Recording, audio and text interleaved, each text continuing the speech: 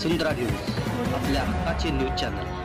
कोल्हापुरात गांजा व नशिला इंजेक्शनच्या तस्करी प्रकरणी तिघांना अटक, 1,32,000चा मुद्देमाल जप्त। कोल्हापूर स्थानिक गुन्हे अन्वेषण शाखेने गांजा व नशिला इंजेक्शनची तस्करी करणाऱ्या 3 आरोपींना अटक करून एकूण 1,32,602 रुपये किमतीचा मुद्देमाल जप्त केला आहे। पोलीस अधीक्षक योगेशकुमार गुप्ता यांनी अंमली पदार्थांच्या विरोधात कारवाईचे आदेश दिल्यानंतर ही मोठी कारवाई पार पडली। स्थानिक गुन्हे अन्वेषण शाखेचे पोलीस निरीक्षक रवींद्र कळमकर यांच्या मार्गदर्शनाखाली पोलीस उपनिरीक्षक संतोष गळवे यांच्या पथकाने ही कारवाई केली। गोपनीय माहितीनुसार झूम प्रकल्प कसबा बावडा येथे 2 इसम ॲक्सेस दुचाकीवर गांजा व नशिला इंजेक्शनसह येणार असल्याची माहिती मिळाल्यानंतर सापळा रचण्यात आला। यावेळी सोहेल संभाजी मोहिते वय 24 व रोहन संजय चौहान वय 33 या दोघांना अटक करण्यात आली। त्यांच्याकडून 1.250 किलो गांजा, MEPHENTERMINE सल्फेट कंपनीच्या 3 इंजेक्शन बॉटल्स व मेझोलॅम कंपनीच्या 80 बॉटल्ससह एकूण 1,32,602 रुपयांचा मुद्देमाल जप्त करण्यात आला।